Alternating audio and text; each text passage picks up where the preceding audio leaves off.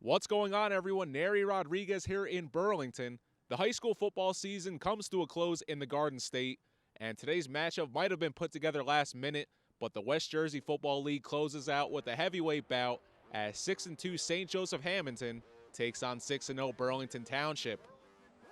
Defense taking a back seat in the first half, we'd have a scoring frenzy early on. Gage Miller connects with Anthony Johnson for a 47-yard touchdown.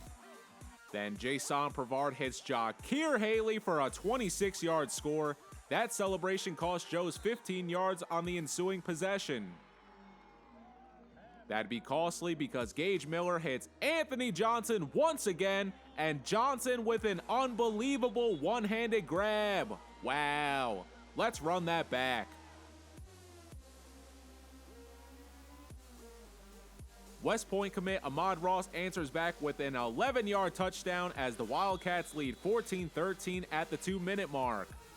But hold up, the party not over yet. Raekwon Lee had to get off me sauce at breakfast, and you're gonna need a Mustang to catch him as he takes it 63 yards to the crib as a minute 40 remains. We head to the second, Burlington up 19-14.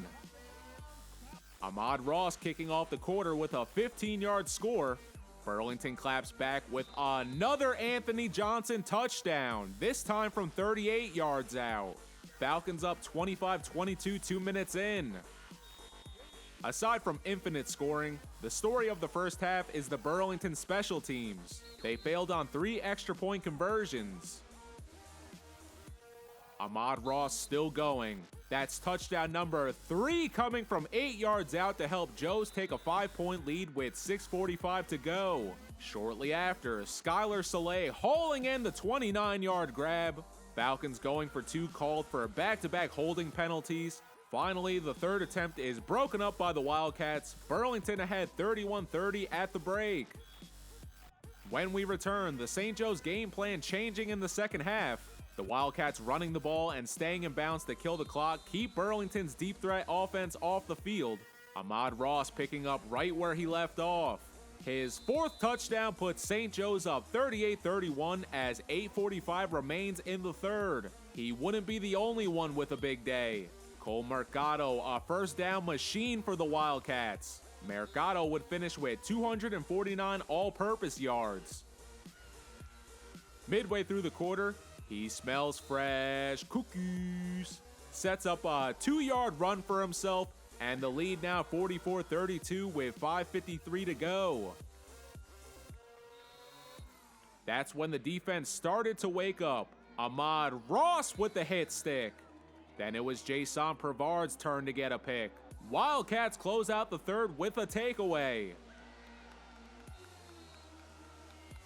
Fourth quarter, how's this for a heads-up play? St. Joe's forced a punt, and it hits off one of their linemen. Burlington, thinking of making a play, finally does, and Jakir Haley says, "Give me that." With 6:42 left, Kevin Mayfield looking for the corner pylon, gets in, and the score goes to a 20-point lead. 51-31 your final. St. Joe's Hamilton finishing the year 7-2. The Wildcats didn't know if the season was even going to happen.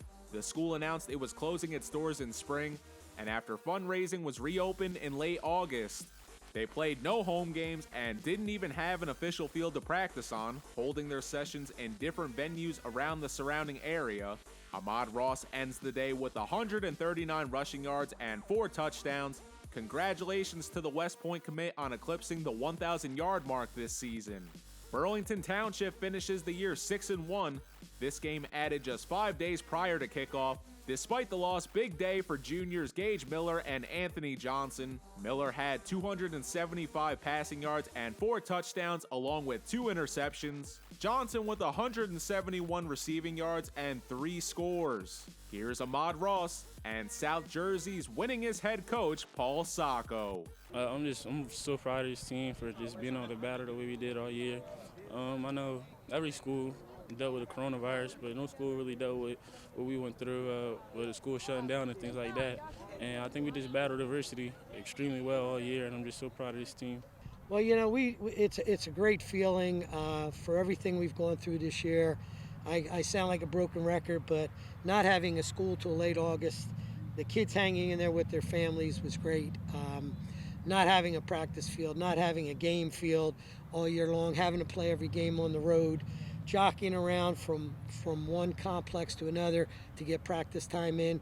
When it rained, we were stuck outside basically, no matter how hard it rained. But you know what? These kids, they went above what we asked them, and in the end, to get this win and also last week with just 5 seniors, it was great. I'm Neri Rodriguez, and you already know it's Jersey Sports Zone.